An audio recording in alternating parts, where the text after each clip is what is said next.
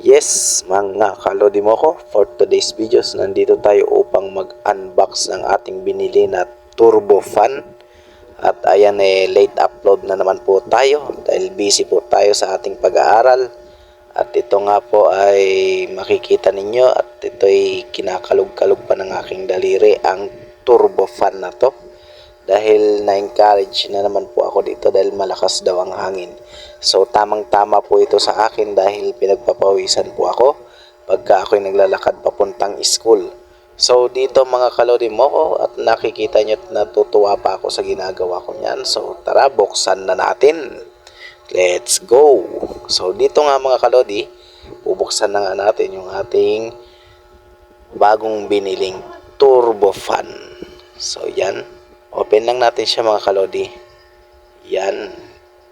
Pag open natin, makikita ninyo is talagang powerful talaga. Yung ganitong klaseng ventilador.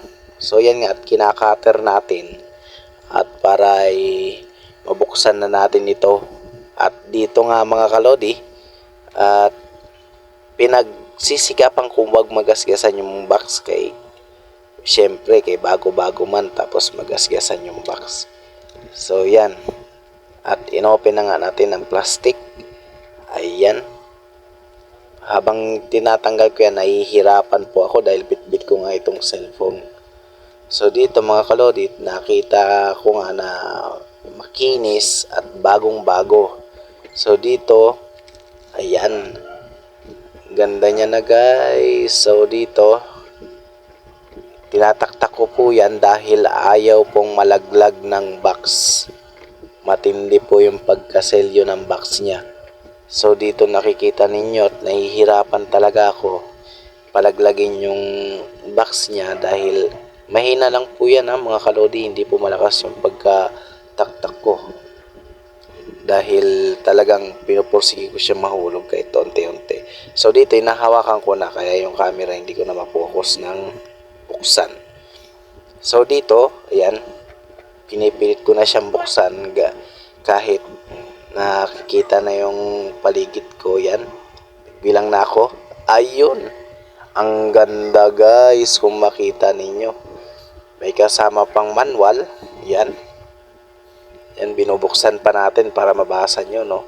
So ito na yung unit mismo. So itong unit na to, napakaganda ng unit na to mga kalodi. Ayan. Kung makikita nyo nga naman. Oh. Tuwang-tuwa ako niyan nung nakita ko yan. At syempre, bago natin to lagyan ng palawit niya is susubukan natin paganahin ang ating turbo fan. So ito nga mga kalodi, napakaganda. Ayun oh. Oh, panis ang ventilador. So yan nakikita ninyo.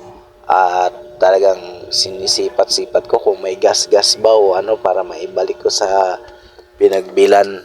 So yan naman at gumana siya. At yun lakas ng hangin guys. Wow!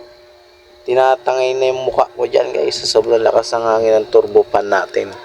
So yan ay talagang powerful turbo fan. So bibilang ko to ng silicone case para hindi siya magasgasan. So update na lang tayo sa silicone case dahil talagang mahirap maghanap ng silicone case ngayon ng turbo fan. So hanggang sa muli mga kalodi mo ko. See you to the next vlog. At sana wag niyong kalimutan na tayo i-like, share, and follow sa ating Facebook page. So yun lang mga kalodi. At huwag nyo rin palang makalimutan yung aking YouTube channel, no? Pakibisita naman po kung pwede pong pahingi ng inyong isang mabuting kalooban na ma-like or ma-subscribe ang ating YouTube channel. At mapindot na rin ang notification bell.